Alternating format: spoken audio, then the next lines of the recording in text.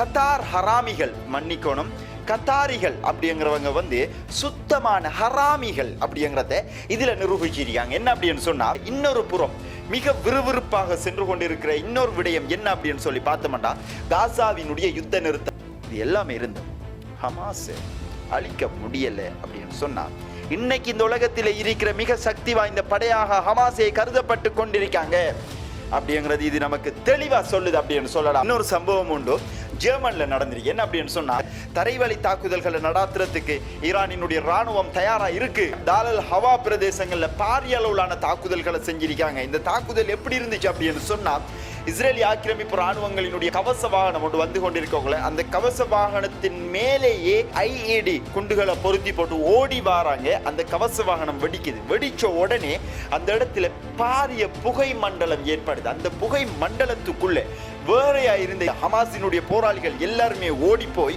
அந்த இடத்துல இருந்த இஸ்ரேலி ஆக்கிரமிப்பு ராணுவங்களினுடைய கூட்டத்தை சரமாரியாக வேட்டையாடி இருக்காங்க.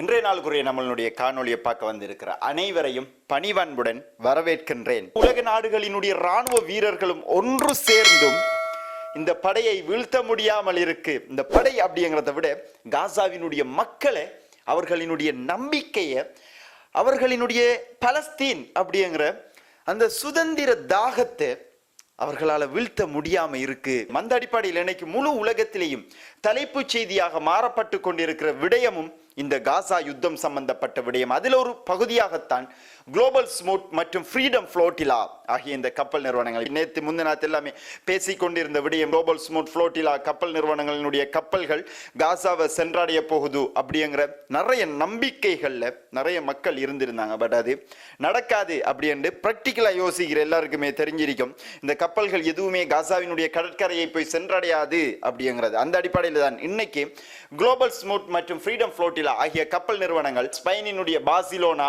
இத்தாலியினுடைய துறைமுகங்கள், அதே போன்று துருக்கியினுடைய துறைமுகங்கள் இருந்து புறப்பட்ட மனிதாபிமான ஆர்வலர்கள், மனிதாபிமான பொருட்கள், உதவி பொருட்களோட காசாவினுடைய மக்களுக்கு உதவி செய்வதற்காக சென்று கொண்டிருந்த அத்தனை கப்பல்களையும் இஸ்ரேலுடைய ஆக்கிரமிப்பு ராணுவம் தடுத்து நிறுத்திட்டாங்க. அந்த கப்பல்ல பயணம் செஞ்ச எல்லாரையுமே இஸ்ரேலினுடைய ராணுவம் கைது செஞ்சிருக்காங்க. அது மட்டும் இல்லாம இஸ்ரேலினுடைய ஃபாரின் மினிஸ்ட்ரி இன்னைக்கு முக்கியமான தகவல் ஒன்று வெளியிட்டிருக்காங்க. என்ன அப்படின்னு சொன்னா, ஹமாஸ் முட் ஆகிய நிறுவனங்களினுடைய முயற்சிகள் எல்லாமே தோல்வி அடைந்து விட்டது, நாங்க எல்லாத்தையுமே வெற்றிகரமாக முறியடிச்சிட்டோம் அப்படின்னு சொல்றாங்க. அவர் சொன்னதுக்குரிய கருத்து என்ன அப்படின்னு சொல்லி பார்த்தோம் அப்படின்னு சொன்னா, குளோபல் ஸ்மூத் ஃப்ரீடம் ஃப்ளோட்டிலா ஆகிய இந்த ரெண்டு நிறுவனங்களும் ஹமாஸோட செஞ்சு கொண்ட ஒப்பந்தத்தின் அடிப்படையில தான், அதாவது ஹமாஸோட அவங்களுக்கு தொடர்பு இருக்கு, ஹமாஸுக்கு உதவி செய்யறதுக்காக வந்திருக்காங்க, அவங்கள நாங்க கைது செஞ்சிட்டோம், ஆக இது மொத்தமாக தோல்வி அடைஞ்சிட்டு அப்படின்னு சொல்லி இஸ்ரேலினுடைய ஆக்கிரமிப்பு ராணுவம் சொல்லியிருக்காங்க. உண்மையான விடயமும் அதுதான். இன்னைக்கு குளோபல் ஸ்மூத் ஃப்ரீடம் ஃப்ளோட்டிலா ஆகிய கப்பல் நிறுவனங்களினுடைய கப்பல்கள் எல்லாத்தையுமே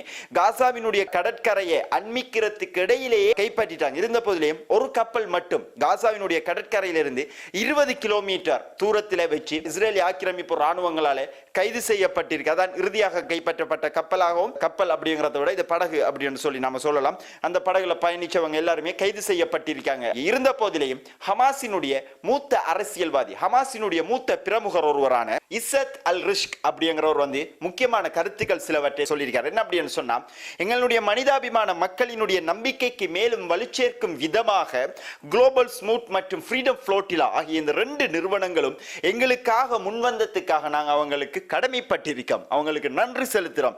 இஸ்ரேலினுடைய ஆக்கிரமிப்பு ராணுவங்கள் காசாவினுடைய கடற்கரை அண்மிக்கிறதுக்கு முன்னாடியே பயணத்தை அவர்கள் தடுத்து நிறுத்தினாலும் உங்களினுடைய முயற்சி அப்படி என்பது பேசப்பட்டு கொண்டிருந்த பேசு பொருளா இருக்கி, பலஸ்தீன மக்களுக்கு உலக நாடுகள் இருக்கிற மக்கள் கொடுக்கிற ஆதரவு எங்களுக்கு மேலும் ஒரு நம்பிக்கையை கொடுத்திருக்கு அப்படின்னு சொல்லி இருக்கிறதும் குறிப்பிடப்பட வேண்டிய விடயம். என்னதான் இஸ்ரேலிய ஆக்கிரமிப்பு ராணுவங்கள் குளோபல் ஸ்மூத் ஃப்ரீடம் ஃப்ளோட்டிலா ஆகிய கப்பல் நிறுவனங்களுடைய கப்பல்களை கைது செஞ்சிருந்தாலும், கைப்பற்றி இருந்தாலும், அவர்களுடைய முயற்சி அதுதான் முக்கியமான விடயங்கள் ஒன்றாக இருக்கு. ஆக இது இவ்வாறு இருக்கக்குள்ள இன்னொரு புறம் மிக விறுவிறுப்பாக சென்று கொண்டிருக்கிற இன்னொரு விடயம் என்ன அப்படின்னு சொல்லி பார்த்தோம்னா, காசாவினுடைய யுத்த நிறுத்தம் 20 அம்சங்கள் உள்ளிட்ட ஒரு யுத்த நிறுத்தத்தை ட்ரம்பினுடைய தலைமையில வெளியிட்டு இருந்தாங்க. அது எல்லாருக்குமே தெரிஞ்சிருக்கும் என்னென்ன அப்படிங்கிறது. அந்த அடிப்படையில் இந்த யுத்த நிறுத்தம் சம்பந்தமாக இப்ப பல முக்கியமான விடயங்கள் வெளியாயிருக்கு. அந்த அடிப்படையில் பார்த்தோம் அப்படின்னு சொன்னா இந்த யுத்த நிறுத்தத்தை ட்ரம்ப் எப்படி பிளான் பண்ணியிருக்கார் அப்படின்னு சொல்லி பார்த்தோம்னா அரபு தலைவர்கள், குறிப்பாக எந்தெந்த நாட்டினுடைய அரபு தலைவர்கள் அப்படின்னு சொல்லி பார்த்தோம் அப்படின்னு சொன்னா எகிப்தினுடைய அரசாங்கம், அதே மாதிரி கத்தாரினுடைய அரசாங்கம்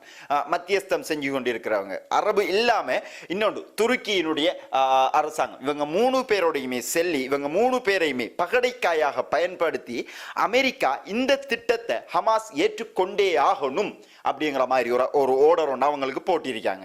இவங்க 3 பேரும் இப்போ வந்து ஹமாஸினுடைய முக்கியமான தலைவர்கள் எல்லாருமே சந்திச்சு இந்த திட்டத்தை நீங்க ஏற்றுக்கொண்டே ஆகணும் அப்படின்னு சொல்லியிருக்காங்க. அது மட்டும் இல்லாம கத்தார் ஹராமிகள், மன்னிக்கணும், கத்தாரிகள் அப்படிங்கிறவங்க வந்து சுத்தமான ஹராமிகள் அப்படிங்கிறத இதுல நிரூபிச்சிருக்காங்க. என்ன அப்படின்னு சொன்னா கத்தார் சொல்லியிருக்காங்க, இந்த யுத்த நிறுத்த திட்டமானது இதை விட ஒரு திட்டம் யாராலையுமே கொடுக்க முடியாது, இதை நீங்க ஏற்றுக்கொண்டே ஆகணும் அப்படிங்கிற மாதிரி கத்தார்ல இருக்கிற ஹமாஸினுடைய தலைவர்களுக்கிட்ட இந்த திட்டத்தை கொண்டு முன்வைச்சிருக்காங்க. முன்வைச்சு போட்டு அரபு தலைவர்களே இன்னைக்கு அமெரிக்காவுக்கு தகவல் வழங்கியிருக்காங்க. என்ன அப்படின்னு சொன்னா ஹமாஸ் இந்த திட்டத்தை ஏற்றுக்கொள்றதுக்கு தயாரா இருக்கு அப்படின்னு சொல்லியிருக்காங்க. அது மட்டும் இல்லாம ஹமாஸ் இந்த திட்டத்தை ஏற்றுக்கொள்றதுக்கு மீண்டும் மறுபரிசீலனை ஒன்று செய்யறதுக்காக அவங்க கொஞ்சம் கால அவகாசம் கேட்டிருக்காங்க அப்படின்னு சொல்லியிருக்காங்க. சரி, இந்த திட்டம் சம்பந்தமா உங்களுக்கு எல்லாருக்குமே தெரிஞ்சிருக்கும். அது சிம்பிளா சொல்றேன் அப்படின்னு சொன்னா எல்லாம் ஓகே, திட்டம் நல்ல திட்டம், ஒரு பிரச்சனையும் கிடையாது. ஆனால் அதில் இருக்கிற முக்கியமான விஷயம் ஹமாஸ் ஏற்றுக்கொள்ளவே மாட்டோம் அப்படின்னு சொல்லி ஹமாஸினுடைய உள்ளக வட்டாரங்கள் இருந்து நமக்கு கிடைச்ச தகவலின் அடிப்படையில்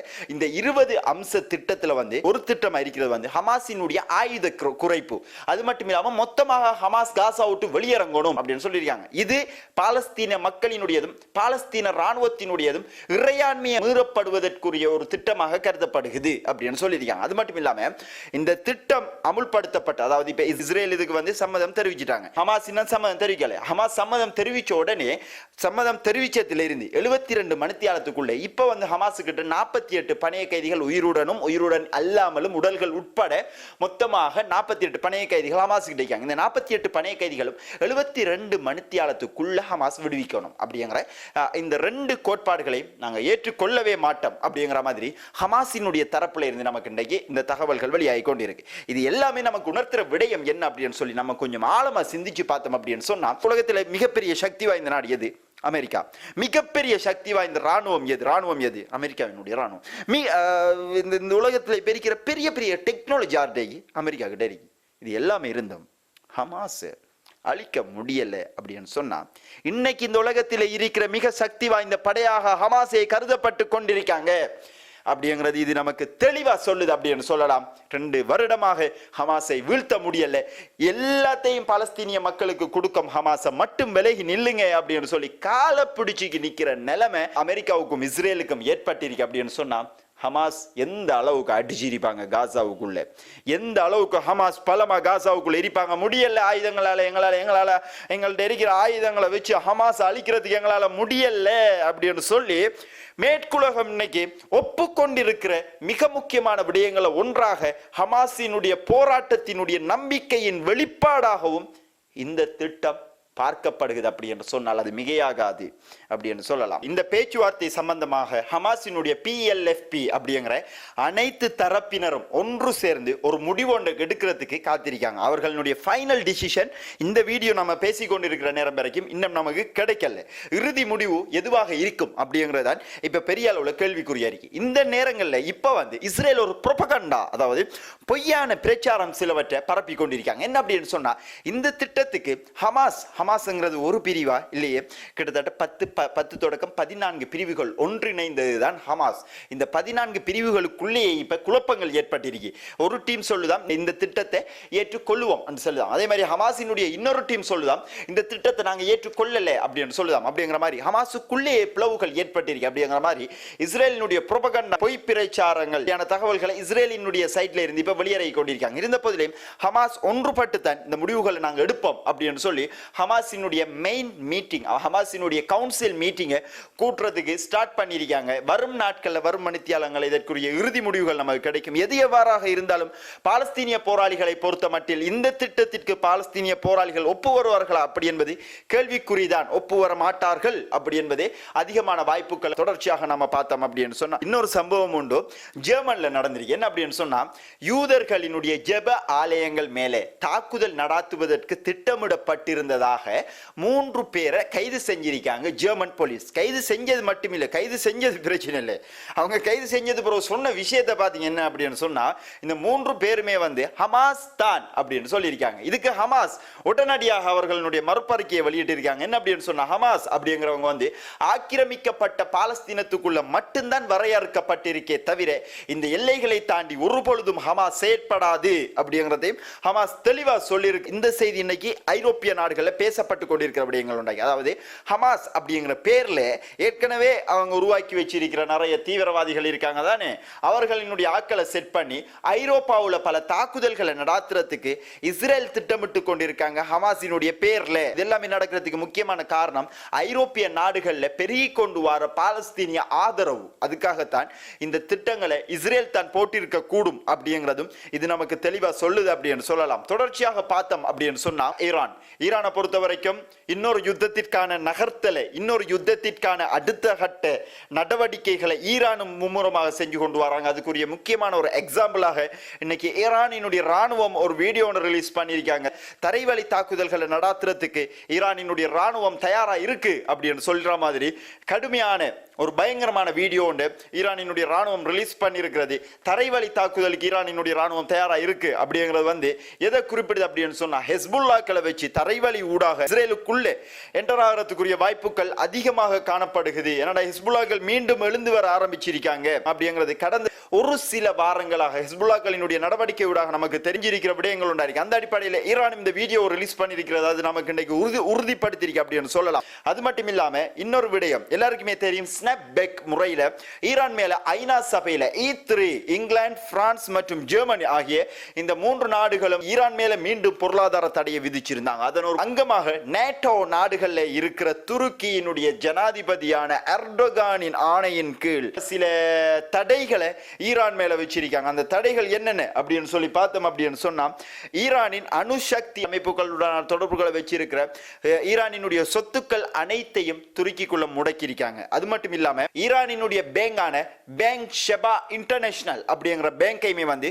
துருக்கிக்குள்ள மொத்தமாக இன்னைக்கு முடக்கி இருக்காங்க. அது மட்டும் இல்லாம இஸ்ஃபஹான் அணுசக்தி எரிபொருள் உற்பத்தி மற்றும் ஆராய்ச்சி நிலையம் மீதான தடையை துருக்கி இன்னைக்கு வெளியிட்டு இருக்காங்க. கராஜ் அணு ஆராய்ச்சி மையத்தின் மீதான தடைகளையும் துருக்கி இன்னைக்கு சொல்லியிருக்கிறது. அதாவது துருக்கி, ஈரான் ஆகிய நாடுகள் தங்கள் எல்லைகளை பகிர்ந்து கொள்ற நாடுகளாக இருக்கு. இந்த எல்லைகளை பகிர்ந்து கொள்ற நாடு, அதாவது ஈரானை அட்டாக் பண்றதுக்குரிய எல்லா வசதிகளையும் இப்ப அமெரிக்கா பெர்ஃபெக்ட்டா செஞ்சு கொண்டு வராங்க. அந்த அடிப்படையில் துருக்கியை வச்சு இந்த காய் நகர்த்தல்களை மூவாகி இருக்கிறதும். அது மட்டும் இல்லாம கத்தார் மற்றும் அமெரிக்கா ஒப்பந்தம் எல்லாருக்குமே தெரியும், அவங்க 2 பேரும் செஞ்சிருந்தாங்க. கத்தாரை நேரடியாக எந்த நாடாவது தாக்கினால் அது அமெரிக்காவின் மீதான தாக்குதலாகவும் கருதப்படும் அப்படிங்கிற மாதிரி ஒரு ஒப்பந்தத்தை அமெரிக்காவும் கத்தாரும் போட்டிருக்காங்க. இந்த ஒப்பந்தத்தை போட்டதுக்குரிய முக்கியமான காரணமும், கத்தாரில் இருக்கிற அல் உதைத் பேஸை ஈரான் எப்பொழுதாவது தாக்குமாக இருந்தால், எதிர்காலங்களில் தாக்கக்கூடிய வாய்ப்புகள் இருக்கு அப்படி தாக்குமாக இருந்தால் அமெரிக்காவும் சேர்ந்து கத்தாரோட சேர்ந்து ஈரானை தாக்கும் அப்படிங்கிறது இதனுடைய சிம்பிள் வரைவிலக்கணம் ஆயிருக்கு அப்படின்னு சொல்லலாம்.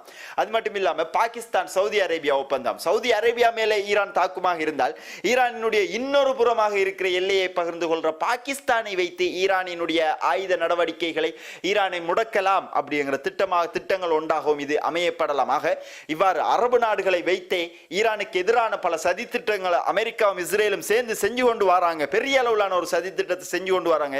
இந்த சதி வலையில இருந்து ஈரான் எப்படி தப்பிக்க போறாங்க? இது இவ்வாறு இருக்கக்குள்ள தொடர்ச்சியாக பார்த்தோம் அப்படின்னு சொன்னா, காசாவினுடைய நிலப்பரப்புகள்ல இஸ்ரேலிய ஆக்கிரமிப்பு ராணுவம் தொடர்ச்சியான பல தாக்குதல்களை செஞ்சு கொண்டு வராங்க. காசாவுல கான் யூனிஸ்ல இருக்கிற மெடிக்கல் பாயிண்ட் ஒன்ல காயமடைந்தவர்களுக்கு சிகிச்சை அளித்து கொண்டிருந்த வைத்திய பெண்மணி ஒருவரை 5 இஸ்ரேலி ஆக்கிரமிப்பு ராணுவங்கள் கடத்தி சென்றிருக்காங்க. இவருடைய பேர் தான் தஸ்னீம் அல் ஹம்ஸ் அப்படிங்கிற 22 வயதுடைய பெண் வைத்தியரை இவங்க கடத்தி சென்றிருக்காங்க. இவனுடைய தந்தையும் ஒரு வைத்தியர். இவரையும் ஏற்கனவே இஸ்ரேலிய ஆக்கிரமிப்பு ராணுவம் கடத்தி சென்றிருந்தாங்க. அந்த அடிப்படையில் இந்த புகைப்படத்தை பார்க்கலாம். இந்த புகைப்படத்தில் இருக்கிறது கடத்தி செல்லப்பட்ட பெண்மணி. அதே மாதிரி கடத்தி செல்லப்பட்ட பெண்மணியினுடைய தந்தையும் இந்த புகைப்படத்தில் நீங்க பார்க்கலாம். ஆக காசாவுல மனித நேயத்திற்காக யார் யாரெல்லாம் உழைத்து கொண்டிருக்காங்களோ அவங்களே இஸ்ரேலிய ஆக்கிரமிப்பு ராணுவம் குறிவச்சு தாக்கி கொண்டிருக்காங்க, கடத்தி கொண்டிருக்காங்க. அந்த அடிப்படையில் ஊடகவியலாளர்களாக இருக்கலாம், செம்புரை சங்கமாக இருக்கலாம், மனிதாபிமான பொருட்களை கொண்டு வர யுனைடெட் நேஷனினுடைய ஊழியர்களாக இருக்கலாம், அதே போன்று இவ்வாறான வைத்தியர்களாக இருக்கலாம், தாதியர்களாக இருக்கலாம். அங்க காயப்படுற கஷ்டப்படுற மக்களுக்கு யார் யாரெல்லாம் உதவி செஞ்சு கொண்டிருக்காங்களோ அவங்க எல்லாரையுமே சிறைப்படுத்துற அல்லது கொலை செய்யற முயற்சியில தான் இஸ்ரேலிய ஆக்கிரமிப்பு ராணுவம் காசாவுக்குள்ள தொடர்ச்சியாக மனிதாபிமானத்தினுடைய எல்லைகளை மீறி அவங்க பயணிச்சு கொண்டிருக்கிறதும் குறிப்பிடத்தக்க வேண்டிய விடயங்கள் உண்டாயிருக்கு. இது இவ்வாறு ஒரு புறம் இருக்கக்குள்ள காசாவினுடைய துண்டு நிலப்பரப்புல இஸ்ரேலிய ஆக்கிரமிப்பு ராணுவம் எந்த ஒரு நிலப்பரப்பையும் எந்த ஒரு பிரதேசங்களையும் உறுதியாக கைப்பற்றவே இல்லை. அப்படிங்கிற அடிப்படையில் இஸ்ரேலிய ஆக்கிரமிப்பு ராணுவங்களுக்கு எதிராக ஹமாஸ் தொடர்ச்சியான பல தாக்குதல்களை செஞ்சிருக்காங்க. இதுலயுமே ட்ரம்பினால கொண்டு வரப்பட்ட இந்த போர் நிறுத்த உடன்படிக்கையின் பின்னர் 5 ராக்கெட்டுகளை ஆஷ்டோட் நகரத்தை குறிவச்சு அல் கசாம் பிரிகேட் செஞ்சிருக்கிறது. நான் நேரத்தோடைய சொன்ன மாதிரி இந்த போர் நிறுத்த உடன்படிக்கையிலே 14 பிரிவுகள் உள்ளடங்கிய ஹமாஸுக்குள்ள பல பிரச்சனைகள் ஏற்பட்டிருக்கு அப்படிங்கிற புரோபகண்டாவை இஸ்ரேல் பரப்பிருக்காங்க அப்படின்னு சொன்னதானே. அதன் பிறகுதான் நாங்க அப்படி பிரியல்ல, எல்லாருமே நாங்க ஒன்னாத்தான் இருக்கோம், உங்களை ஒவ்வொரு நாளுமே நாங்க வச்சு செஞ்சு கொண்டிருக்கோம் அப்படிங்கிறதை அல் கசாம் பிரிகேட் இந்த ராக்கெட் தாக்குதல் மூலமாக செஞ்சிருக்காங்க. அது மட்டும் இல்லாம PIJ குட்ஸ் படை பிரிவினுடைய வீரர் ஒருவர் ஷாட்கன் மூலமாக காசா நகரத்தில் ஒரு பிரதேசத்தை கண்காணிச்சு கொண்டிருந்த இஸ்ரேலிய ஆக்கிரமிப்பு ராணுவங்களினுடைய உயர் அதிகாரி ஒருவரை ஒன் தி ஸ்பாட்ல அடிச்சு தூக்கி இருக்கார். மட்டும் இல்லாம தாலல் ஹவா பிரதேசங்கள்ல பாரிய அளவிலான தாக்குதல்களை செஞ்சிருக்காங்க. இந்த தாக்குதல் எப்படி இருந்துச்சு அப்படின்னு சொன்னா, இஸ்ரேலிய ஆக்கிரமிப்பு ராணுவங்களினுடைய கவச வாகனம் ஒன்று வந்து கொண்டிருக்கோங்கள, அந்த கவச வாகனத்தின் மேலேயே IED குண்டுகளை பொருத்தி போட்டு ஓடி வராங்க. அந்த கவச வாகனம் வெடிக்குது. வெடிச்ச உடனே அந்த இடத்துல பாரிய புகை மண்டலம் ஏற்படுது. அந்த புகை மண்டலத்துக்குள்ள வேறையா இருந்த ஹமாஸினுடைய போராளிகள் எல்லாருமே ஓடி போய் அந்த இடத்துல இருந்த இஸ்ரேலிய ஆக்கிரமிப்பு ராணுவங்களினுடைய கூட்டத்தை சரமாரியாக வேட்டையாடி இருக்காங்க. அந்த வீடியோவையே அல் கசாம் பிரிகேட் வெளியிட்டிருக்காங்க. அதனாலதான் நான் இப்படி சொல்றேன். இவ்வாறான பல தாக்குதல்களை இஸ்ரேலிய ஆக்கிரமிப்பு ராணுவங்களுக்கு எதிராக ஹமாஸ் தாலல் ஹவா பிரதேசங்களை செஞ்சதன் பிறகு அவர்களை மீட்கிறதுக்கு வாகனங்களே வர இயலாது. அந்த அளவுக்கு அடி உளுந்திருக்கு. ஹெலிகாப்டர் மூலமாக அங்க இருக்கிறவங்களை கட்டி தொங்க விட்டு தூக்கிக்கு போய் ஹாஸ்பிட்டல்ல சேர்க்கிற நிலைமைகள் இஸ்ரேலிய ஆக்கிரமிப்பு ராணுவங்களுக்கு தாலல் ஹவா பிரதேசங்களை இன்னைக்கு ஏற்பட்டிருக்கு அப்படிங்கிறதும் ஹமாஸினுடைய தாக்குதல்கள் உண்டாயிருக்கு. ஆக இது எல்லாமே நமக்கு சொல்ற விஷயம், காசாவுக்குள்ளே இஸ்ரேலிய ஆக்கிரமிப்பு ராணுவங்கள் பலத்த அடி வாங்கி கொண்டிருக்காங்க. நமக்கு தெளிவா வழங்குற விடயங்கள் உண்டாகும். இது நமக்கு இருக்கு அப்படின்னு சொல்லலாம். ஆக இன்னைக்கு வந்திருக்கிற முக்கியமான விடயங்கள் எல்லாத்தையுமே ஒன்று சேர்த்து இந்த வீடியோல நம்ம உங்களுக்கு வழங்கியிருக்கோம். இனி வரும் நாட்களில் தொடர்ச்சியாக நமது காணொலிகள் நம்முடைய யூடியூப் சேனல்ல வெறும் அப்படிங்கிறதை சொல்லிக்கொண்டு இதுவரைக்கும் நம்மளுடைய சேனலை ஃபாலோ பண்ணல, சப்ஸ்கிரைப் பண்ணல அப்படின்னு சொன்னா பண்ணிக்கொள்ளுங்கள் அப்படின்னு சொல்லி கேட்டுக்கொண்டு இந்த வீடியோவில் இருந்து விடைபெறுகின்றேன். உங்களுடைய முக்கியமான நேரங்களை ஒதுக்கி இதுவரைக்கும் நம்மளுடைய வீடியோ பார்த்ததுக்கு மிக்க நன்றிகள். Thank you very much.